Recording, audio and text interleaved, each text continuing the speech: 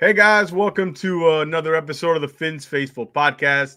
As always, you catch us on live on X and on YouTube.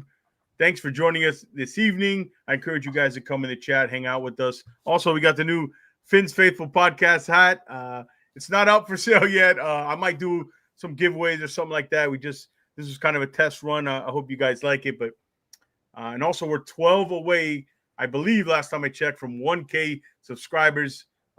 Thank you guys for all the support and help. And hopefully by the next episode, we get to that 1K. So I know it's a pain in the butt to ask for the subscribe and smash the like, but it's kind of what we have to do. But thank you guys for all that to get us to 1K there. I appreciate that. But while we're all here, we're here to talk about the Miami Dolphins. And again, another loss to a good team on the road. Surprise, surprise. The same old Dolphins, really. Nothing's really changed. They lose 20-12 to the Houston Texans. Tua Tagovailoa with 4 turnovers, 3 interceptions. Offense struggled again against a good defense and against a good team. The narratives continue there.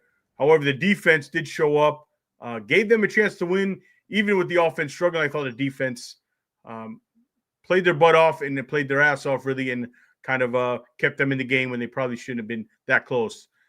To help me break that game down and kind of maybe what the consequences of that game is, if there's any, I'm joined by my boy, friend of the program, friend of mine, day one. That's Kenny, a.k.a. Magic City Don on Twitter, or 1896 Vice, however he wants to roll. Kenny, it's been a while, man. Thank you so much for hopping on. How you doing? Thank you for having me on, man. Always a pleasure, man. These are my therapy sessions whenever I get on. So, couldn't find a better place to, wrap up the season, if you know what I mean, man. So it's not quite over it. I know you are one of the most optimistic fans. We talk all the time, and nobody is full of hopium like Kenny. But I think even Kenny realizes that it's on zero now. The gas is empty for the Dolphins. That's all she wrote, man. Yeah. That's all she wrote. Even though there's a small possibility, if like you said, if this happens, then this has to happen, then this has to happen. I don't even want to get into that. And we got to win all 3. Yeah. So not sure if that's going to happen. Mm-hmm. But anyways, all right, let's jump into it. So first of all, I knew this game was going to be tough for Tua in the Dolphins offense, right? I don't think people gave enough credit how good the Houston Texans defense is. They're top 10, I think, both in pass and run and running in the league. I think they're at the top, if not at the very top, of pass completion percentage allowed to quarterbacks. And of course, Tua, this was going to be a test for Tua because Tua is obviously was leading the league in completion percentage. And obviously that battle was won by the Texans. Like I mentioned at the top of the show, the defense really came to play, Kenny. I guess, what are your your first reaction and thoughts, from that game on Sunday? Yeah, no, like along the same lines. I'd say I was pretty surprised seeing Tua struggle to that extent. I definitely expected, I expected him to, miss throws. But what's funny? Like whenever you see kind of Tua like miss timing throws or kind of like that high throw over the middle, it's kind of like that theme that he's off. Like he's off that day for some reason. So it was just surprising to see it, man. Shout out the dive bar. Shout out the dive bar. Sir, I know it's Bobby here. Shout out Kenny. Man. But yeah, man, I think I was just more so surprised about how it went down. But then again, man, like we're like on our 4th, 5th tackle already. It was kind of I was impressed by the defense. Sucks, man. We just couldn't convert on their side of the field. Those, let alone those turnovers. Those turnovers were on the plus side of the field. The Texans side of the field. So it was still a game at the end of it. But we couldn't get it done, and very typical of the Dolphins' way to end the season, unfortunately. So, yeah, man, those are the overall thoughts. Yeah, I know it's much of the same old against good teams. I mean, that's what's hard about this. It's the vicious cycle that we can't end. So, I mean, it's hard to talk about this over and over again. We can pretty much talk about this same scenario and apply it to a lot of good games versus good and bad teams. Yeah, I think it's interesting you say that about Tua. But the turnovers, right? This whole new ball control offense they're running, first of all, they're not running the ball, right? So they're kind of their running game is that short passing game is kind of their running game, right? Yeah. You can't run the ball. You definitely can't turn the ball over in a ball control offense against a good defense. And you know what really stood out to me in this game, Kenny? I didn't have a problem. You know, the lack of big plays this season hasn't been there. The Right. season. But I was like, okay with it. We're moving the ball. We changed the style, especially Long that time we're long drives, ball control, keeping our offense on the field, our defense off the field. I was like, I'm okay with it. But I think this game, when you needed it, when, there was a lot of injuries, you needed a big play or two, and it wasn't there. And it wasn't even close to being there. I thought that really stood out to me, Kenny, the lack of big plays. How about you? Yeah, man.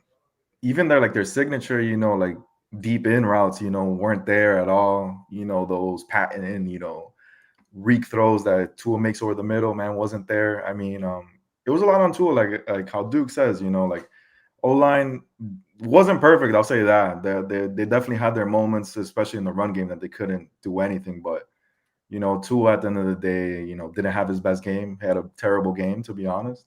And yeah, man, I mean, I think there's just a lot of questions with this team that we've seen throughout the season, excuse me. And they have to be answered some way. Somebody's got to, bite the bullet on this, and let's see what happens going forward, because there's glaring issues on this team and depth.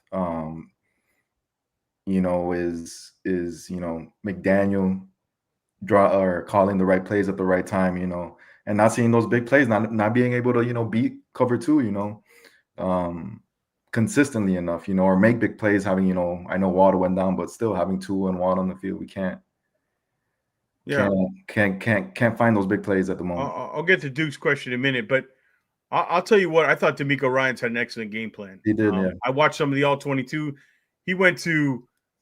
He mixed some single high, two high, man-to-man zone. He switched it up. They even showed a zero blitz on one play, and they ended up only rushing the front four. They dropped the other guy's back, and they blitzed the slot corner.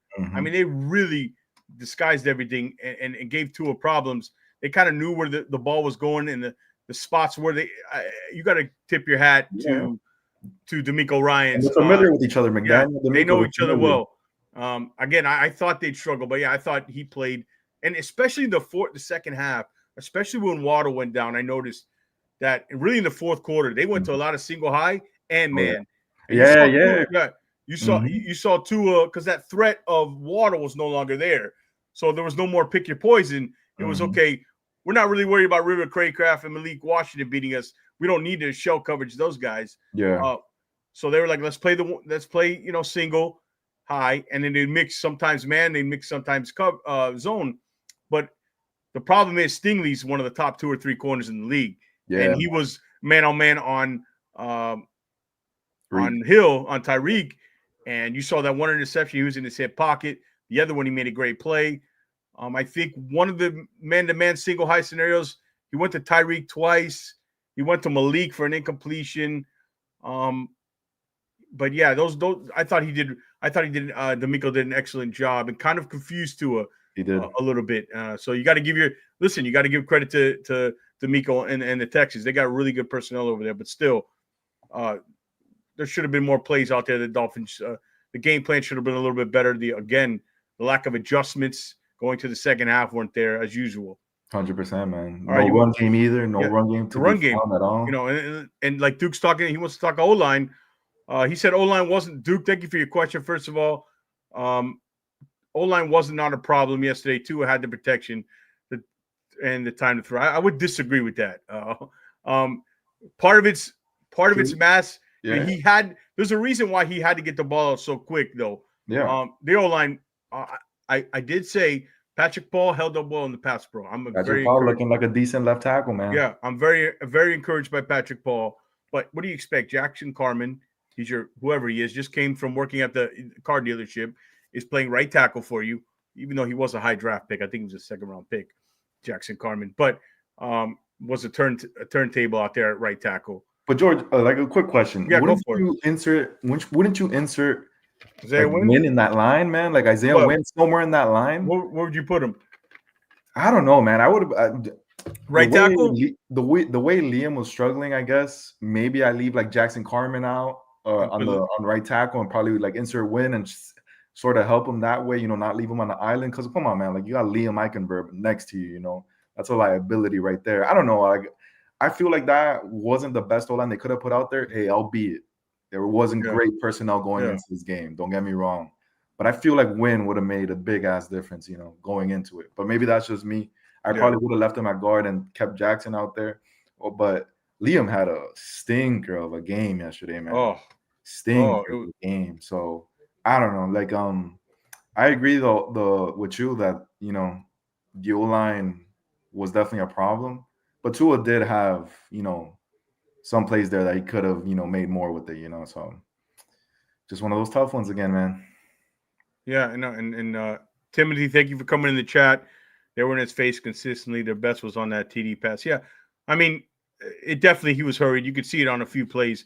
Tua wanted to get the ball out real quick and kind of limited hit where he was going to go with the ball, especially on that. And that's the thing about Tua, right? I want to talk about Tua here. Shout out to DSG label. All listeners, do your duty. Get Fire Greer and Nerd trending. We'll talk about that. What's up, Luna Moon? Mia, how you doing? I appreciate everybody in the chat. Make sure you hit that subscribe button. Get us to that 1K. Hit that like button. Yes, sir. Yeah. So the thing with Tua is, I lost my train of thought. Tua with this game. Let's jump into Tua real quick. This game, a lot of people, they changed their opinion on Tua for some reason. All of a sudden he's the worst quarterback over this one game. Yeah. Look, my opinion on Tua Tagovailoa didn't change after this game. No, because I have my expectations right. This kind of game is when your quarterback, when things aren't perfect and there's chaotic, have to put their cape on and become Superman. If those are done by the elite quarterbacks in the league. If you're expecting Tua Tagovailoa to be an elite top 4 or 5 quarterback in this league, then that's your problem. You have your expectations too high. Yeah, he's a really good quarterback. Mm-hmm. Really good. Mm-hmm. Above average. I would say, I don't know about you, Kenny. To me, he's around 8 to 12.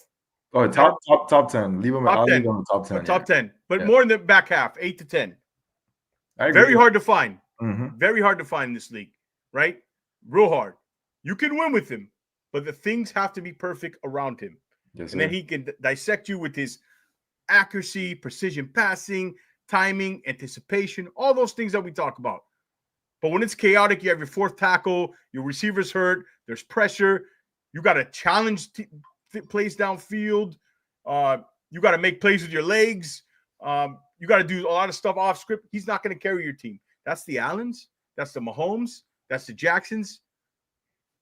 He's not one of those guys. He's on that next tier, I would say. So if you're expecting that, that's when you're disappointed. Okay? And I tell to the fans, that's what I tell the fans is, you listen, first of all, Tua's not going anywhere, right? And he shouldn't. You can win with him. Here's the big problem. I mentioned key word. You need to put great talent around him to succeed. Do you have the GM? I'll ask you, Kenny. Do we have the GM that can put the great talent and build the roster he needs? Man, the answer is no. No, right? No. Go ahead.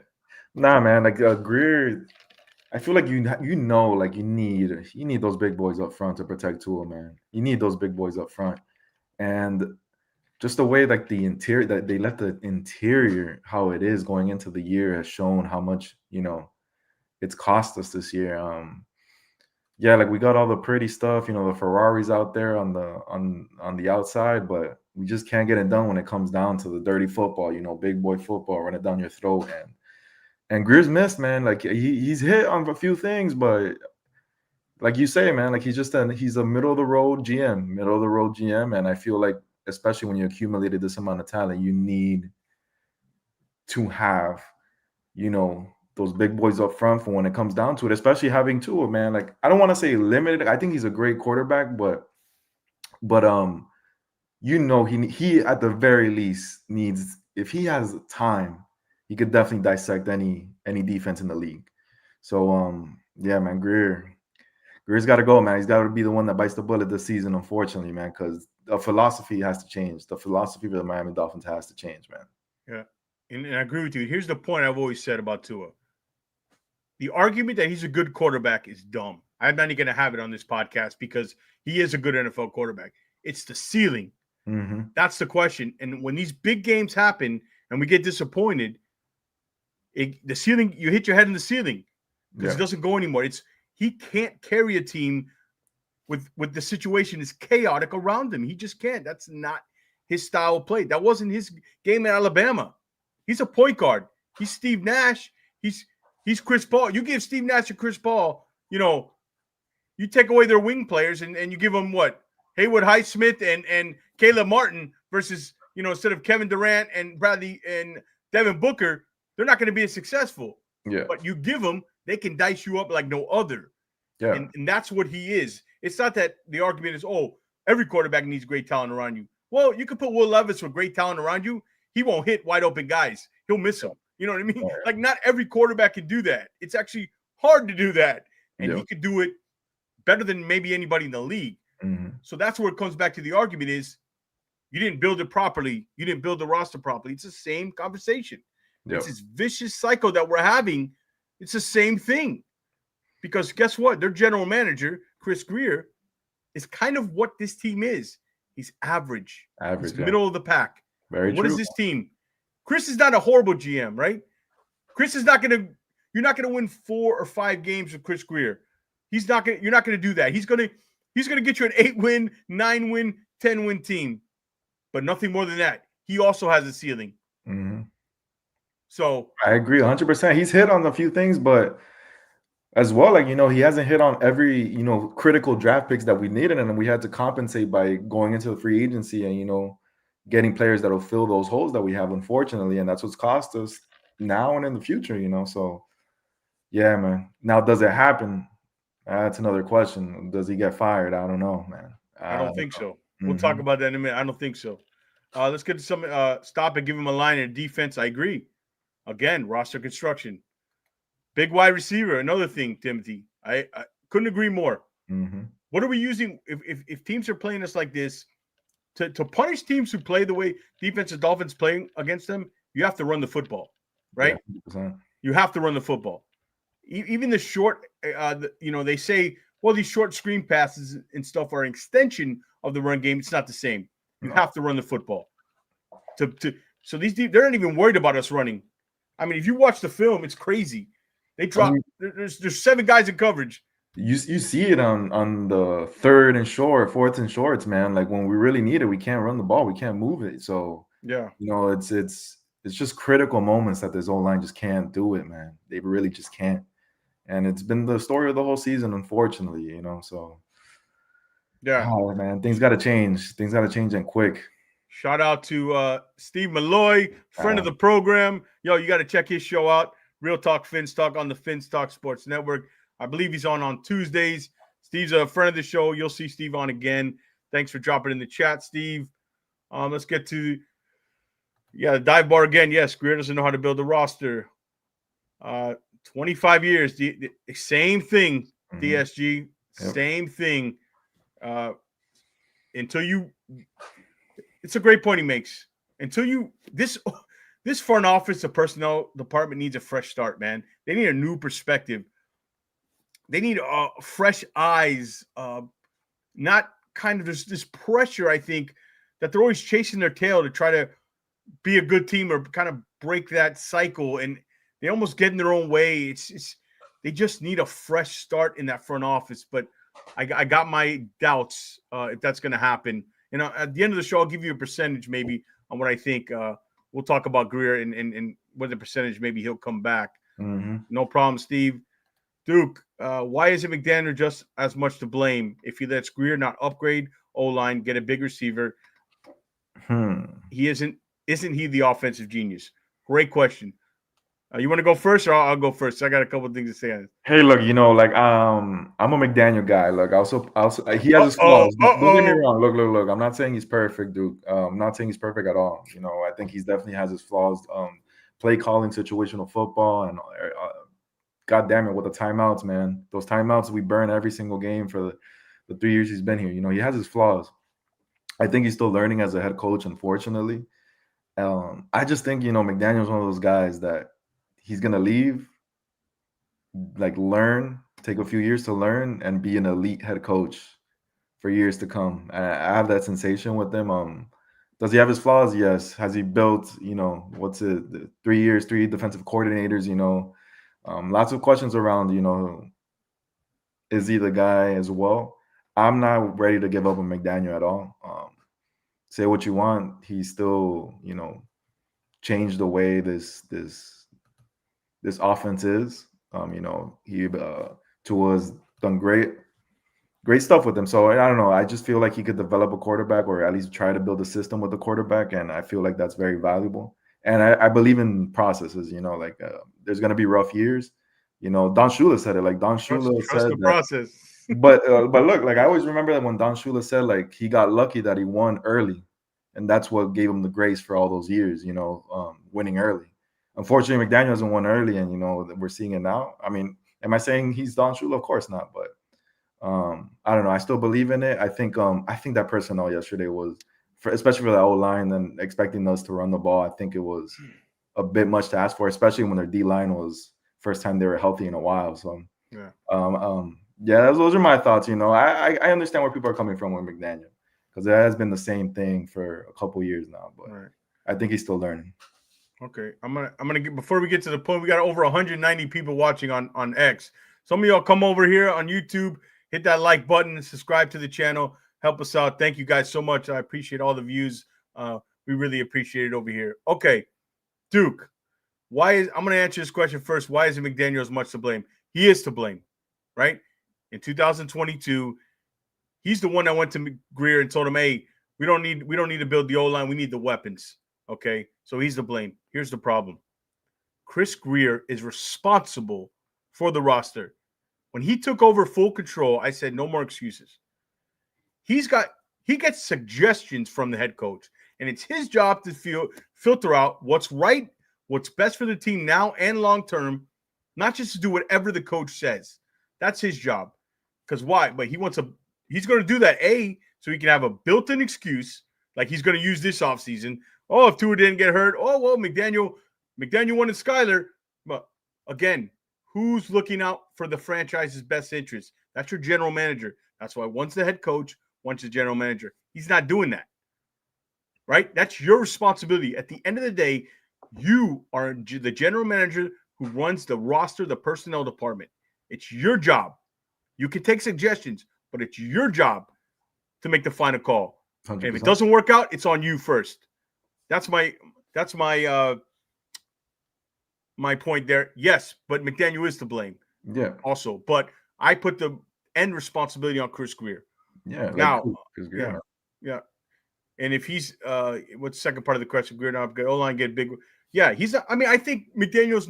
I don't consider him an offensive genius. I think he's a play designer. I think that's what I've noticed from McDaniel is I'm not sure if he's good at making adjustments in this, especially in the second half, and the rhythm of play calling and kind of clock management, all those things, and even how fast they get the play in.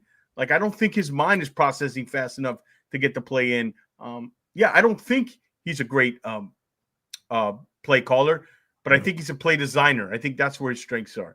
And 100%. I agree, man. He has his flaws. Does he take a bit of the responsibility? Of course he does. He's the head coach of the football team. PSG. We found one fan in there. Kenny's the leader of the fan club of Mike McDaniel. Yeah, man.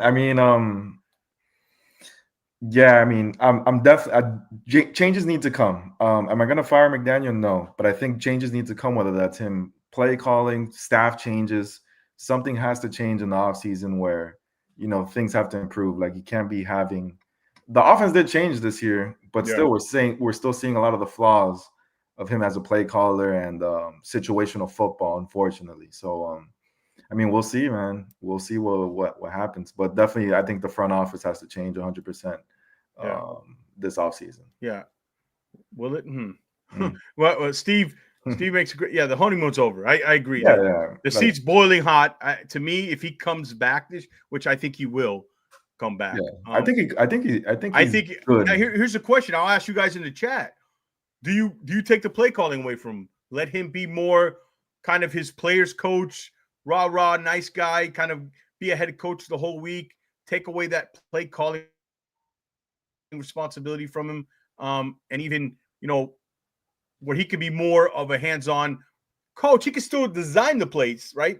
But and that leads to my next question: do you leave it to a Darrell Bevel, a Frank Smith, or would you bring somebody from the outside to kind of call the plays? So would you is that something you would want to do? Well, I know the Bevel call plays, so I think they definitely have the people on the staff, but at the same time, I feel like it's the same people on the staff that are approving these, game plans. I don't think McDaniel's the sole person that's, the only one that's getting input in the play calls, if you know what I mean, or just, he's not listening to anybody in the field. I mean, I don't know. Maybe he is. Maybe he's just logged in and nobody's talking to him. Yeah. But I feel like I would prefer if they were going to change it, probably somebody coming from the outside who's experienced. I wouldn't mind Bevel at all, but I just feel like if it's in-house, it'll be a lot of the same. I don't think a lot would change, in my opinion. Yeah, but, I agree. I think with anybody there, I think maybe with Frank Smith they lean more on the run game, but yeah, I agree. I would just prefer somebody from the outside, and things got to change as well, man. Like he's got to really figure out, what he's doing, and does he have to change the verbiage? Like, why is it taking so long for the plays to get in? Then Tua has to rush his process, read the field and everything. So it's just it's a cascading effect at the end of the day, So, and that's on him, man. You're taking the responsibility of a play caller and head coach. That's on you, man, 100%. And he's got to be better. But so, here's the problem, though, right? Let's say some miracle happens. Stephen Ross finally understands that the problem has been Chris Grier. I just don't see McDaniel going. So now you're going to go out and find a GM who you're forcing. You're not going to get the best candidate because you're forcing him to take at least a 1-year trial of Coach McDaniel. Mm-hmm. So then what will happen is we'll hire not the best candidate. Then we'll end up firing McDaniel a year later. Then we'll go in this another vicious 3 or 4 year cycle. Yeah, because we didn't do the complete teardown where the front office. So it's just it just doesn't stop, you know? Yeah, I agree. I agree 100%, So, I mean, let's see, man. Like, first of all, like, who's going to be the one? Let's see if they do make the changes at the end of the day, because, we're in like that limbo, we didn't have Tua, but then, but we also didn't really perform at all, but we still kind of won games. So it's just, are they going to kind of, stand pat and kind of keep going, keep it the same? That's going to be frustrating as hell, but let's see what changes come, man. But something has to change. But who's the guy that's got to make that change, right? Steve Ross. Yeah, 100%. But here's the problem, right? His standards are so low, right? That he's accepting all this. Like he's accepting teams that win 9 or 10 games. He's okay with it. That's their max. That's their ceiling. If he truly had an expectations of a Super Bowl contender, there's no way in heck he would think Chris Grier is the right GM for that. Mm-hmm. Like I told you, Chris Grier is a middle of the pack guy. But here's what happens: is his age. He doesn't want to interview a new guy. He doesn't want to get to do this song and dance all over again. Get to know somebody. He's comfortable with Chris Grier. Tom Garfinkel's comfortable with Chris Grier. And Tom Garfinkel's comfortable in his position. So he doesn't want to mess up the harmony that they have. The people around Stephen Ross in his ear don't want to mess up the harmony. So he just wants to keep it the same. That's what the fans got to accept. Well, the bar's not high. You as a season ticket holder should be pissed off about that. No. Like I'm definitely disappointing the way this whole rebuild has turned out. I mean, I don't think Ross is just like okay with everything that's going on right now. Ross, is he the best owner in the league? Definitely not, but I'll give him credit in the sense that he's transformed. He invests in the team, changed Hard Rock Stadium completely. I think he wants to win. But what I do agree with you is, those relationships. Is he willing to cut those ties? Start fresh. Even if you cut Chris Grier, are you really gonna go with somebody that's in house right now? Yeah, Brandon Shore. What really is the change? Because all those people have a say in there at the end of the day. They got the same philosophy, in my opinion. Maybe you're 100% spot on, Kenny. So let's see, man. Like I don't think Ross is okay with this. I think he, like you said, man, he's getting up there in age, or he already is up there in age. He wants to see a team, he wants to see a winner. at least win a goddamn playoff game. Like that's the very least he wants to see. But that's the standard. Yeah. That's the problem. Yeah. So I mean, I think my homerism, I think Your hopium. my hopium, I think there's after this season, I hope that there's going to be some sense of urgency to change something, because they have to, and if they don't, I think that's where you see where Ross is. Yeah. Ross and everybody inside it, they're comfortable with the result of this year and of this rebuild. But I mean, that's the only thing he's led me to believe that he's comfortable with it. Yeah. Because if you and I and the whole fan base can see it, you can't tell me he's. I mean, either he's just really that dumb to the football operation stuff. Exactly. Yeah. And I would think a guy that's smart in business and what he's done in real estate, would be able to see what a good personnel guy looks like. A guy who makes right decisions, unless he's so brainwashed. They got in his ears so much. I don't get it. And here it's all. I agree with Steve. It's all a big country club. This is we're running a charity house, and the deposition of the organization from top to bottom. It's so comfortable. Yeah. It's so. Why is it so comfortable where team hasn't won anything or proven anything? Yeah, man. Why is everybody so comfortable? Well, they've had the excuses the past couple of years. The 2022, it was Tua going down with the 2 concussions, and then last year, they kind of flamed out with the defense. But even though the defense held, but it was the same excuse. They had the injuries, and they had to go to KC in the sub-zero weather, and then this year, I don't know what the excuse is. I genuinely don't know what the excuse is. So something has to just pop and change. That's why I feel like my hope is they have a sense of urgency now, because the window is shut. In my opinion, it's shut. The window's shut. Like, this rebuild is shut, and the only way they could do it is, I don't want to say a full teardown. I feel like they could still work with a lot of pieces on this team, but it's got to be a significant change, and changes with personnel, front office, and coaching. Yeah, and that's the thing, there is talent on this roster. If just and I, like, my plan would be keep Tua, right? You paid him, you just extended him. You have to. I'll get to your statement there, DSG, in a second, but you keep Tua, right? And I always said this: you treat him like Alex Smith. He's a good quarterback. You can roll him out there if you have a good personnel guy, build a power line and a running game and a defensive complement. You can. Teams don't want to face that in the playoffs. Look at Goff. Yeah, exactly. That's the difference. Mm-hmm. You know what I'm saying? But the problem is you're not going to get that guy with keeping McDaniel, because the best candidates are going to want to pick their own coaches, right? Yep. Their own people. And I just don't think Ross is willing to do that. And that's the issue. We're just going to go on this cycle again, like I said. Yep. No, 100%, man. You know what I mean? So, DSG, the owner's radio said it.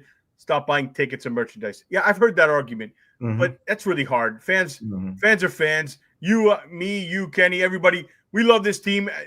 They can do this for 10 more years. I'm still going to be watching this team. I've always said it's like an abusive relationship. Not to make light of that. As long as I have a roof over my head and I got food to eat, I'm going to be a season ticket holder. I'm going to be a season ticket holder. So, and that's a lot of people share that same sentiment. I agree, DSG, that would affect it, but I just don't see that being realistic. I've always heard that, but I don't think that's going to happen. Mm-hmm. Let's go to some of these comments. If Tua and Waddle and Hill want to stay, make them renegotiate, test the loyalty. Mm-hmm. Now that's a good interesting question with Tua. I mean, with Tyreek. Tua's not the only one who doesn't play well in these big games. In fairness to Tua, he played pretty well against Buffalo, and in the second half of Green Bay, I kind of give him a little credit for that, even though it was kind of a lot of mop-up, kind of padded stats. But he played well against Buffalo this year. Yeah. Look, I thought Tua made some strides, right? Yeah. Hill, Tyreek in big games. I mean, look at even the interception last game. He had his hands on the ball. Yeah, right. You got to That's how you come up and win these games. You got to make plays like that. Would you consider moving off Tyreek, maybe trading him to I could see a Kansas City a Buffalo or Baltimore, obviously your rivals, Mhm. Yeah. would you consider, getting off that contract and moving him and kind of maybe drafting a bigger receiver and kind of reshaping the team to more physicality? Like it's like if if you're telling me that we're gonna trade Reek, get a great package in return, and invest that into the O line, D line, just in the trenches somewhere that we really need it, change this team up a little bit, be more physical, 100% I'd do it, Yeah. But it just has to be like the right package to be able to do it. I think he's still valuable. Is he worth that money? I don't think so, especially in those big games when we really need him. If you're asking me, yes, like 100%, I would trade him in this very moment. I have full confidence in Waddle being that number one receiver. Hmm. Malik is looking good, I huh? like Malik, man. Like Malik being that number two, I'm kind of comfortable with. Not I've number always loved, two. yeah, yeah. And, I don't know. I would rather Tua have a stout O line and maybe not a Hill and Waddle type receiving core, Right. but it also has to be the right package in order to I give Hill away. yeah. I think you'd be surprised you wouldn't get as much as you think for it. Exactly. That's the fair point. I would rather renegotiate the contract if I'm not Okay. getting Right. the, That's an the argument package I there. want. But would you trade, let's say somebody gives you a third or a fourth and they take the money, would you do that? If they give me the third and maybe a little some, third and some, yeah. If it's a fourth and nothing, nah, I'd rather I mean, you get renegotiate the off the money, contract. you get off the contract with Yeah. help. I mean, yeah, like if we're at a point, like I said, man, I think this roster is very talented. I'd rather see it be retooled. Like a But soft rebuild. You'd yeah, go like with a a soft soft rebuild yeah, over exactly. a full rebuild. Okay. But if we're doing, and I completely understand, just tearing it down, but I Yeah. think there's way too much invested into this team to tear it down. But I understand if that were a situation that would, happen, I'd understand it. But if that's the case, if it's a full tear down, of course, just ship them out. But it's got to be the right package, right situation. And if they do trade them, I would love to. If they don't invest it into the O line or D line, like why did we trade them in the first place? So All right. So okay, we're on that subject. Give me your plan, right? Kenny, you're the GM, right? You got hired. How would you said you would do a soft rebuild? First of all, obviously Greer's gone. You have to keep McDaniel, let's say. So yeah, I think that's the most likely scenario. Kind of what would you do? Who would be some of the subtractions? Maybe a surprise subtraction, and kind of where would you focus be in kind of reshaping the roster, knowing that you have the type of quarterback you have, and also you also got to look at what's behind him at QB2. yeah. I mean, I know I'm putting you on the spot, but just a also, general, not in details, no, but I definitely already began to think about that already. yeah, yeah, At this point in the season, yeah, a lot of those are built in already. Like for what everybody says, I think Teron's probably going to retire. yeah. Especially how he looked on the sideline. So, if he stays, good. But I would probably just lean on the side that he's going to retire. I'm going to assume he's going to retire, so that money's already there. I am pretty comfortable with Patrick Paul at left tackle at this point. I will let Holland walk. Obviously, Porter's got to walk. I don't think Holland's done nearly enough to get a Oh deal. no. And if he's still asking for that crazy money, he could also walk. And yeah, just probably draft safety, obviously interior. You know what? If it means, like I said, investing into the O line, I would trade Hill. Now that I really think about it, I would. If it means that we'll get, You can use that money not only draft capital, but you can use the money allocated some to the line of scrimmage. yeah, man. Or hell, man, I'll give it to Jordan Brooks, man, because that man, every time I go to the stadium, I see 20 out there. Oh my gosh, man. Yeah, that defense. I know we're not talking much about the defense, but Campbell, Yeah, man. Brooks played Kohu had a great game. Re-sign him, like 20. Obviously we need another linebacker next to him. I would probably take the risk. I'll take my risk, and if I had the choice, I don't know how the contract is structured, but if I could get rid of Fuller and just leave Cam Smith in there, I would take that risk and probably draft a corner in the later round. I would take that risk. You say it again. You would get rid of who? So I would, depending on how the contract is structured, I would get rid of Kendall Fuller, Oh, okay. and I would let Cam Smith out there. See, I disagree. I would not. I would. I don't want Cam Smith anywhere on the field. I like would, Fuller. I think Fuller's, again, if you're doing a soft rebuild, I think you keep Kendall Fuller. My opinion. Yeah. No, that's why I say that's my little hot take. That's my little hot take. Okay.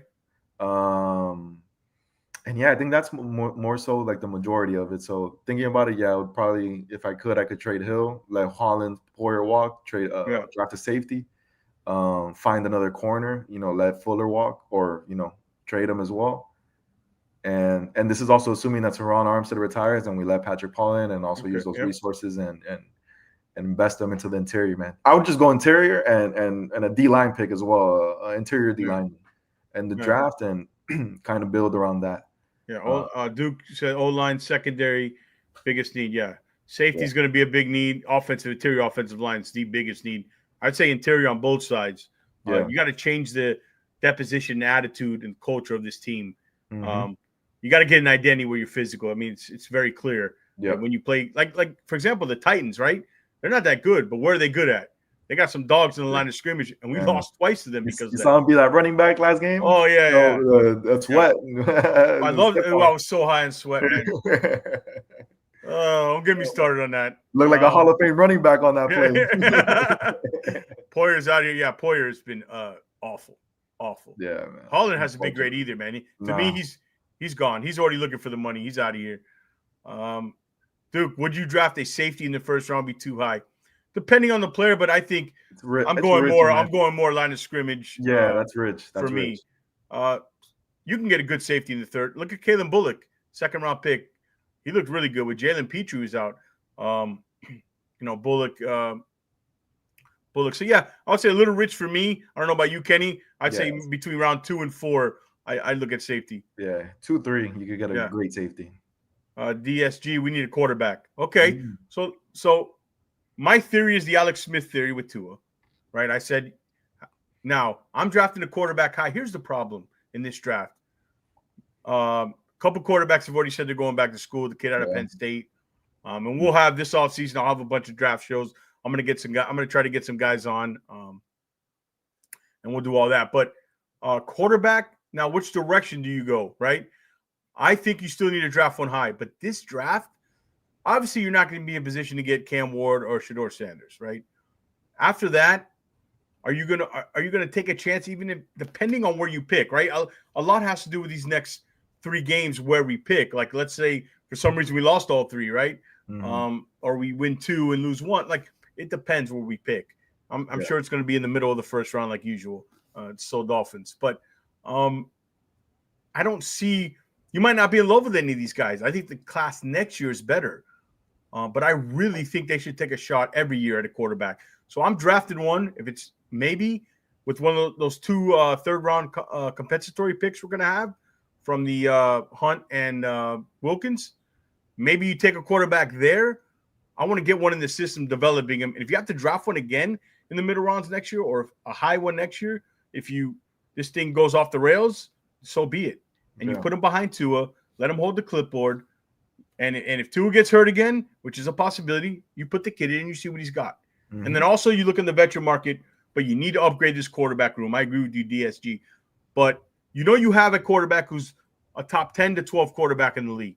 You have that. Okay? Now, he's also injury prone, and he's also has a ceiling where it looks like under your current roster, he can't take you to that next level, right? But who knows? Maybe you hire a GM who knows how to construct a roster, build a physical team, and it happens. But for right now, I'm keeping Tua, bringing a young quarterback, and then also looking at the veteran market for a guy. You can't spend a lot on him because obviously Tua makes big money. But how would you deal this upcoming season with the quarterback position, Kenny? Yeah, probably treat it the same way, San Fran did it with Jimmy G and, kind of going into Trey Lance and not being scared of taking Brock Purdy. Same thing. It's not entirely the same, but, that's the first time I actually really heard it the way you phrased it, just, keeping him as the guy and having just developing a guy under him, Yeah. And, these past couple of years, it's kind of worked, with With Jordan Love, he sat. Obviously Patrick Mahomes sat for a year. So it's been trending more in that sense that younger quarterbacks finally be able to sit, read, study up, and get ready to whenever their debut is. It's worked. I agree, man. I wouldn't be scared of taking a quarterback, especially something. If you're gonna run the system, as a quarterback that has similar traits to Tua, like at least have something that's similar to his skill set. Because I don't really see the sense of keeping Snoop on the roster and throwing him out there with this offense again, especially going into next year. Forget about this season, just going into next year. Yeah, you see people talking about keeping Snoop, but I'm like, hey. I've heard that a lot. I think I unfortunately I think that might be the play, huh? The plan. You know what I mean? I don't know about that, man. I would rather, or maybe you keep Snoop as the veteran, right? And then you could the draft emergency one. back, huh? The emergency quarterback. Yeah, or carry 3 or whatever. But I still think you have to draft one this year. I agree. Yeah. Dude, I'm a fan. I'm a believer. You take a shot. They're like lottery tickets. Draft picks are lottery tickets. That's why Jimmy Johnson was great in the draft.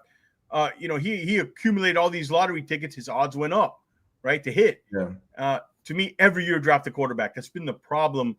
Another problem with the organization is they've been allergic to quarterback competition for some reason, and they haven't wanted to kind of disrupt the room and bring guys in. And I think that also needs to change. Yeah. But I do think Snoop might be the plan for the veteran. But I would still draft somebody. How high would you draft? At this point, like Tua's a veteran, though. Like in my opinion, he's seen. No. Tua established. Yeah, I agree. But I mean, you want a backup who maybe was established, 100%, and then a young guy if you want to keep 3 quarterbacks. Yeah, like if I'm a backup, man, and Tua's my my head honcho, like the guy you're learning from, like that's not a bad person to learn from. Yeah. Tua still has good intangibles up there, in his head. So no doubt. We have over 250 people watching on X. Come over to YouTube, hit that like button and subscribe button. We're almost at 1K. Thank you guys for all your support. Come on over and join us in the chat. DSG, I agree. Tua, this whole Tua thing will go off the rails at some point, but that's okay. You have a young kid there in the waiting. You develop him. You put as much attention you do on Tua with him, the same way McDaniel tutored Tua, you do with the young player. And when his time is up, he hands the clipboard in and he gets in. But you got to start taking those shots. You got to start taking those shots in the lottery with a young quarterback. And agree, it's when, not if. I will add though, like Tua, young quarterback, veteran quarterback, just build the O-line, please. No, that's a must. Yeah, build the O-line. It makes no sense to just throw any kid out there, any veteran out there. Yeah. It's a fireable offense to have Liam Eichenberg and Rob Jones. Oh my gosh, man! If I had to see Liam just on the floor one more time this season, Jesus. Oh my God, poor Liam. Liam's a good swing player. You're 6 offensive linemen, but he reminds me of Jesse Davis so much. Oh yeah, he does. Yeah, he does. Yeah, you're right. You're right about that. No. Drew Aller. Yeah. Well, I just talked about. But he went back. A couple guys went back, so that kind of hurts. He's a kind of guy, different kind of guy. A guy with some physical tools who changed the look in the room a little bit. But Drew Aller went back, and the Alabama kid went back. So that's what I'm talking about. This class might not be as good, but you got to find somebody you like there in that 3rd round. Take a shot, man. Just take a shot with it. Again, now, I asked you, and I think, we're going on 48 minutes now. Percentages, I'll let you go first, that Chris Greer is back. Percentage that McDaniel's back are what? Dude, we were talking about this. I don't feel as confident Chris Greer getting fired or, them making a change. So I'm going to leave it at, man. I'm going to say like a solid 63.7% that Chris Greer gets fired. Oh, so you think he's going to get fired? But there's, there's like a gambling on, you know when you're like a visiting team and you get like or you're the home team and you get like a -3 automatically. That's how I'm feeling with Chris Greer. I don't know if you think it's more than likely he gets fired than not. Then more than likely, but I'm after every game I'm just having like this doubt creeping in.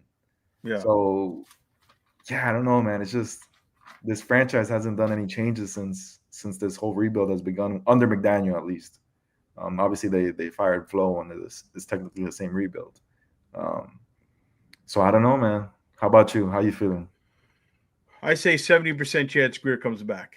It's only 30% he gets fired. I said at the top. Wow. I said at the top, man.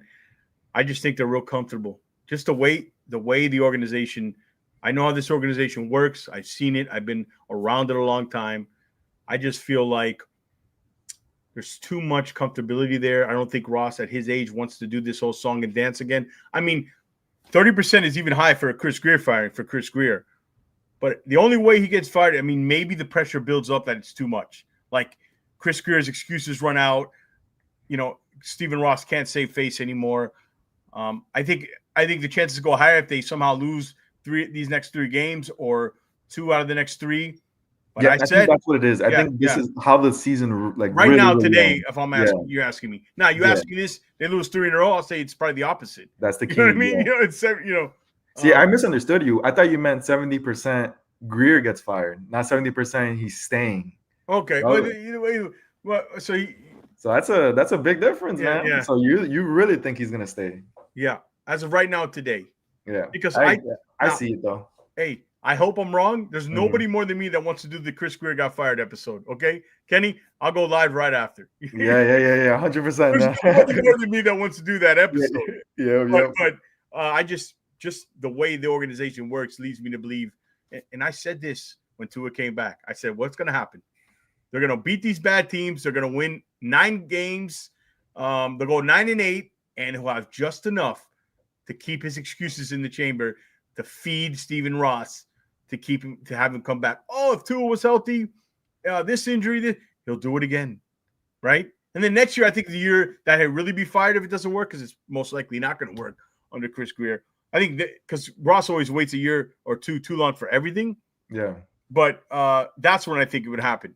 But again, if they lose these next 3 games or they lose 2 out of the next 3, then I think the pressure might build too much where he has to make that move. Or people are looking at him like, what's going on? Yeah. Oh, good here. Glad you brought that up, DSG. Oh, shout out. Shout out. Thank you, DSG, for bringing that up. Great news on Grant DeBose. Apparently he's in stable condition, moving, has all movement in the extremities. So that is great to hear. That was a scary scene, Kenny, on that field yesterday. Shout out DSG, man. Very classy of you. Thank you for reminding us, because absolutely. I know the stings, the season's season's over and everything, but I just really wanted to thank you for bringing that to light. That DeBose, man, happy for the recovery, man. I was tweeting, man, like I wish nothing but the best for him, and yeah, man, I'm super happy to hear all that news. So I don't want that to go under the rug either, because at the end of the day, man, these people are human. They got families. They got everything, man. Absolutely. So really happy to it's a nice little news, to go along with everything that's gone on with the team. So I'm super happy about that. Duke, and Greer's gone after season's end. McDaniel will get 1 more year, but will be fired if he doesn't make the playoffs.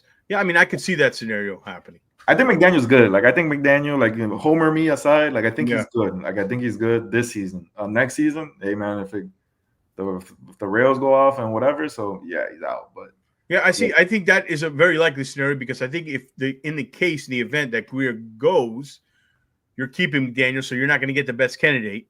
Because you're going to have a guy who's got to inherit the coach. Yep. And why would a GM coming in, he wants his own guys, his own personnel guys, his own head coach. So, and then you're going to get that guy. He'll fire McDaniel the next year, use that as an excuse. And, it's kind of like who's that GM we had a long time ago from the Bucks, right before Tannenbaum, or what was his name? He drafted Jarvis Landry. Might be a little bit before your time, but I know his face. You know what I'm talking about, right? Yeah, but I just can't because I remember Mike Tannenbaum. We'll get something like that. If you're bringing McDaniel back, you'll get something like that. Even though there's talent in this team and there is some intriguing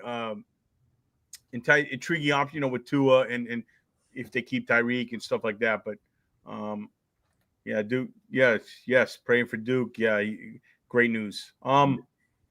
Before we go, I want to talk about I see a lot of people on Twitter talking about the Tua interceptions and making excuses for him. I watched them again. That man, Yeah. out of the streets on Twitter, man. Yeah. So maybe let's end it on that, right?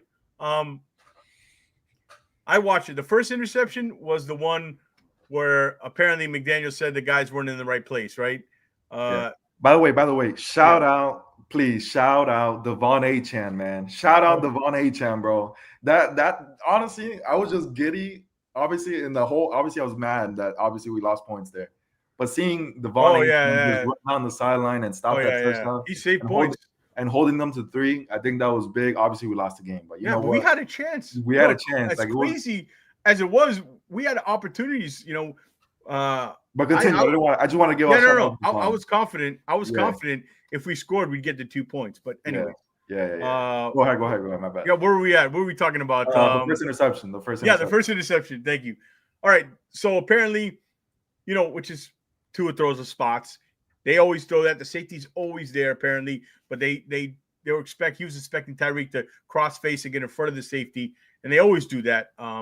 But still, if he would have thrown that,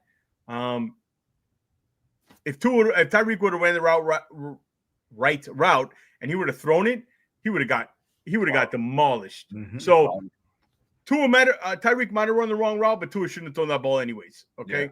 And we could talk about Tua setting up his receivers. It happens a lot because he's so accurate. He can put it in such a tight spot that he takes chances in that way, kind of throwing the spots and leading his guys, that he really does set them up. It's not to make light of what happened to Grant DuPose, but he really laid them out there. Yeah, he does leave his guys out there. First interception. You share the similar thoughts on that? Yeah, man. I think, I think McDaniel also came out and said that, that he needs his players to be where Tua. I didn't like that. So, it's still a bad interception, man. Tua's got to be better than that. I'm sorry.